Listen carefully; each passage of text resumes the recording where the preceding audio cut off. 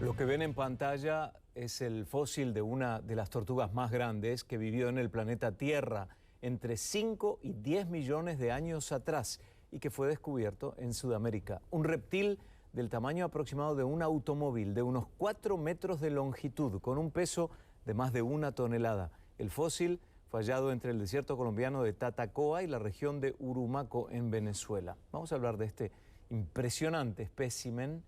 Hemos invitado al geólogo y paleontólogo Edwin Cadena de la Universidad de Rosario en Bogotá, a quien recibimos. Doctor, ¿cómo le va?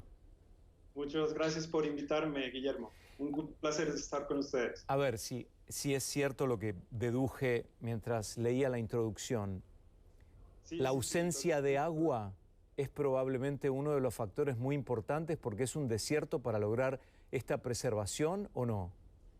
Sí, de hecho los desiertos facilitan mucho la exposición de las rocas, que es donde están los fósiles. Así que es el paraíso para nosotros los paleontólogos de poderlos encontrar, de descubrirlos. Y principalmente en Sudamérica, en el norte de Sudamérica, donde hay mucha vegetación, los desiertos, los pocos desiertos que tenemos, son básicamente esos lugares majestuosos para poder encontrar los fósiles. Y la otra pregunta que tal vez excede a su especialidad, pero el hecho de que sea un desierto, ¿puede que antes no haya sido un desierto? Exactamente, y eso, los mismos fósiles nos cuentan que no era así, que hace 10 años, 10 millones de años, el panorama y el paisaje y la geografía y el ambiente era totalmente diferente. Teníamos tortugas, cocodrilos, mamíferos grandes que vivían en un bosque tropical húmedo. O sea, habían ríos, lagos. Era un paisaje totalmente diferente al que tenemos hoy en día en estos dos lugares. Por otro lado, sabe, profesor, que en casa hay una especie de arroyo, ¿no? Hay en el jardín de mi casa donde pasa el agua natural que trae la lluvia, etc. Y un día, bajando, me crucé con una tortuga que tenía una cola como de cocodrilo y era bastante grande. Entonces busqué y en inglés se le llama snap turtle porque salta y muerde y ataca. Bueno, qué suerte que lo leí inmediatamente con el teléfono en el arroyo porque me podría haber agarrado. ¿Por qué esta tortuga que vemos tenía cuernos en su caparazón? Algo que no conocíamos. Claro, eso es algo fascinante de este nuevo descubrimiento que presentamos. Y es que encontramos no solo especímenes muy grandes, con unas caparazones y unas conchas muy grandes, sino que había dimorfismo sexual, algo que en los biólogos y en los paleontólogos básicamente es el término que usamos para diferenciar cuando hay cambios entre hembras y machos morfológicamente en la forma. Y en particular en esta especie, dijéramos, los cuernos aparecían en los machos muy cercano al cuello, mientras que las hembras no los tenían. Y esos cuernos en particular creemos que los usaban para enfrentarse machos entre sí por dominancia de territorios o incluso por las hembras.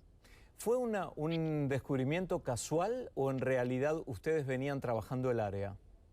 No, veníamos trabajando sobre todo el área de Venezuela, en Urumaco, es un área tradicionalmente muy conocida por los fósiles. Son décadas de trabajo y de conocimiento de fósiles, no solo de tortugas, sino de cocodrilos, de mamíferos y de otras especies extintas.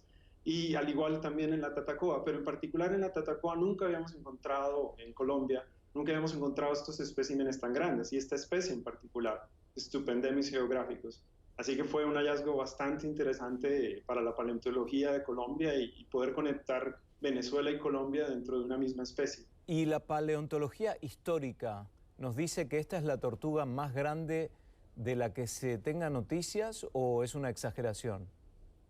No es una exageración si consideramos solo el caparazón. El caparazón es la parte, dijéramos, de arriba de la concha de la tortuga. Tienen dos partes. Una que es la parte de abajo, que generalmente va contra el suelo, que la llamamos plastrón, y la parte superior, que es como lo que cubre la concha, que llamamos caparazón.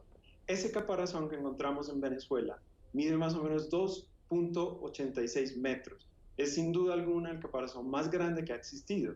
Pero cuando tenemos en cuenta que hay otros especímenes como unas tortugas marinas del Cretácico, del tiempo de los dinosaurios, como Archelon, Archelon fue una tortuga que desarrolló una cabeza un poco más grande que la nuestra, la especie que tenemos actualmente, y tenía unas aletas más grandes. Podemos estar hablando que están casi que al mismo nivel. Es difícil poder decir es la más grande que ha existido, pero sin duda estamos ante un espécimen que es muy, muy grande. Profesor, recién usted decía que tenía aletas. ¿Puedo inferir que también estaba en agua y podía nadar o es solamente una expresión desde el punto de vista científico en cuanto a unas extremidades? No, sí, de hecho estos fósiles de Stupendemis vivían en ambientes de agua dulce, como ríos y lagos, así que desarrollaban extremidades que dijéramos que son un híbrido entre una aleta y un brazo normal. Mm. Entonces es como ese intermedio entre los dos. Podía nadar, pero también podía estar en los bancos de arena, que era muy seguramente donde desovaban, donde ponían huevos o Claro. donde ocurrían estos enfrentamientos entre machos. ¿Y qué va a pasar de ahora en más con los restos? ¿Se puede hacer algún examen de ADN o alguna? ¿En qué lo van a utilizar de ahora en más? Bueno, lastimosamente estamos hablando de 10, 12 millones de años. Es un descubrimiento bastante antiguo. Así que generalmente el ADN, aunque puede preservarse en algunos fragmentos o fragmentos de proteínas, no consideramos que sea el caso de estos fósiles de Venezuela y Colombia porque ha habido mucha oxidación.